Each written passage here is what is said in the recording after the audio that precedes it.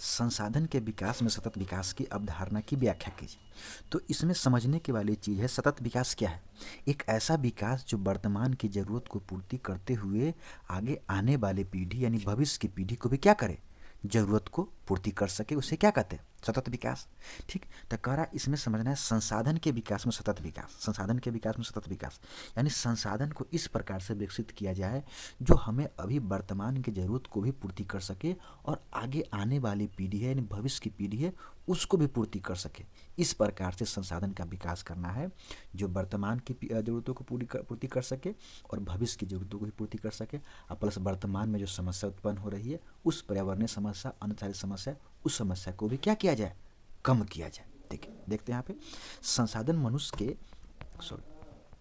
मनुष्य के जीविका का आधार है, इसलिए संसाधन विकास में सतत विकास की अवधारणा अति आवश्यक हो जाता है। अब देखिए संसाधन प्रकृति प्रदत्त उपहार की अवधारणा के कारण मानव ने अंधाधुंध संसाधन का दोहन किया है जिसके कारण विभिन्न पर्यावरणीय समस्या भी उत्पन्न हो गई है। अब देखिए अगला पॉइंट, अब जब भी क्वेश्चन लिख लिए तब उसको किस में, पॉइंट फॉर्म में लिखने की कोशिश कीजिए, तब अच्छा समझ में भी आएगा आपको, उसको समझने में याद करने में भी क्या होगा, आसानी होगी।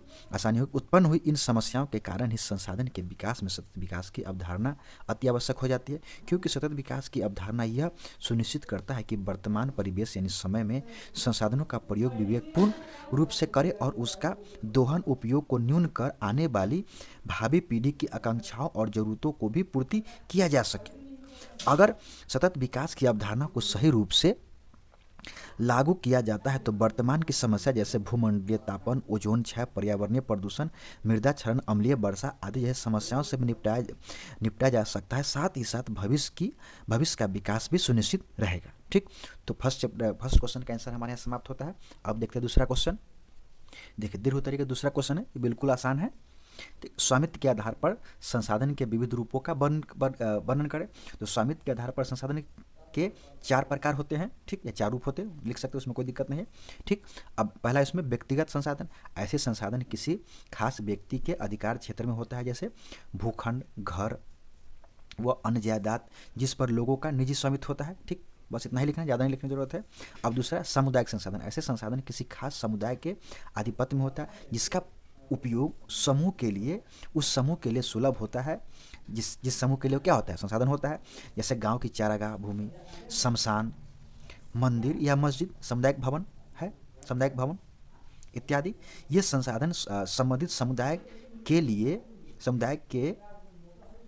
के लोगों के लिए सर्वसुलभ होता है, यानी उसके लिए क्या होता है, आसान होता है उसका उपयोग। अब तीसरा उसमें है राष्ट्रीय संसाधन, कानूनी तौर पर देश या राष्ट्र के अंतर्गत सभी उपलब्ध संसाधन राष्ट्रीय संसाधन कहलाते हैं। ठीक, किसी भी देश की राजनीतिक सीमा के अतिरिक्त 200 किलोमीटर तक के महासागरीय क्षेत्र के संसाधन भी राष्ट्रीय संसाधन कहलाते हैं। ठीक, यहाँ तक क्लियर है। अब चौथा है इसमें आखिरी, अंतर्राष्ट्रीय संसाधन, ऐसे संसाधनों का नियंत्रण अंतर्राष्ट्रीय संस्था करती है। किसी भी देश की तटरेखा से 200 किलोमीटर की दूरी को छोड़कर खुले महासागरीय संसाधनों पर किसी देश का आधिपत्य नहीं होता, इसे अंतर्राष्ट्रीय संसाधन कहते हैं।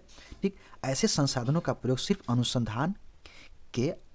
अनुसंधान के लिए, इसमें लिए छूट गया, के लिए अंतर्राष्ट्रीय संस्थाओं की सहमति से किसी राष्ट्र द्वारा किया जा सकता है। ठीक, हमारा फर्स्ट चैप्टर का पूरा जो पीछे उसमें था बुक हमने पढ़ लिया, ऑब्जेक्टिव टाइप क्वेश्चन देख लिया, शॉर्ट क्वेश्चन देख लिया हम लोग, और लॉन्ग क्वेश्चन भी हम लोग क्या करते हैं, समाप्त करते हैं। Thank you for watching.